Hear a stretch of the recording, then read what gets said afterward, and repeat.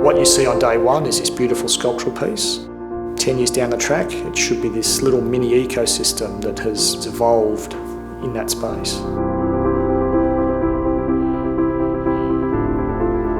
We had this space around the Power Street Loop, needed to be regenerated. And because it's in the art precinct, we wanted to do something iconic. But rather than us come up with the idea, we wanted to give it out to the community and see what the community could come up with and be innovative and creative, but in line with our sustainable goals, which is exactly what they did. The brief asked for a real sustainability focus. We're looking at natural resource collection and storage, as well as providing habitat for birds, bats, bees, and some endemic natural landscapes. And then the third one was looking at cultural sustainability, providing a talking point for the local community. We wanted to make sure this thing could be seen from a whole different angles and provide sort of a dynamic feel to the site and create different experiences around the site.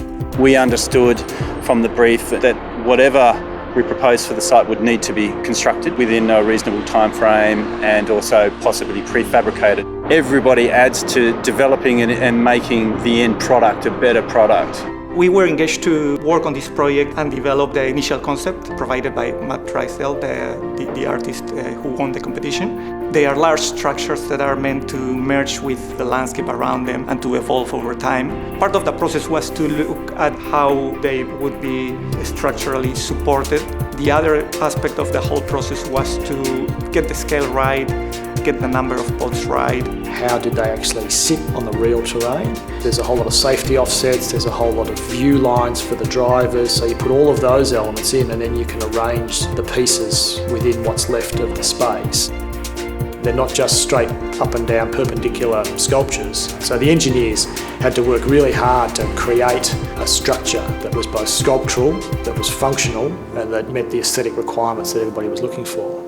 To be honest, they're kind of like 3D Rubik's Cubes. Conceptually fine, mathematically fine, and then in practice, just constructing something like that.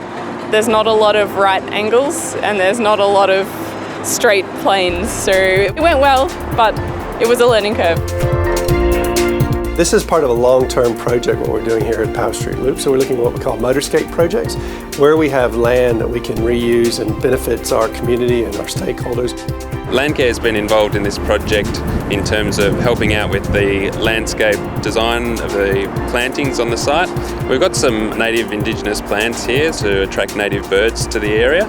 It's great for companies like Transurban to be supporting projects like these. It's really setting a good example for the rest of corporate Australia and Australians in general to be making a contribution to the natural environment. Nobody really thinks about the corridor around a motorway as an opportunity for us to actually do something and contribute. It's going to create a different environment and a better one that is going to be more long-lasting. Often when something's completed is the most exciting time, but to be honest, I'm more excited for 5-10 years time track when this thing really starts to mature and adapts to its surroundings. It's better to create and promote thought rather than have something there that doesn't inspire us. Very excited about seeing it come to fruition and very pleased that it's on time and on budget as well. But more importantly, can't wait to see the community reaction.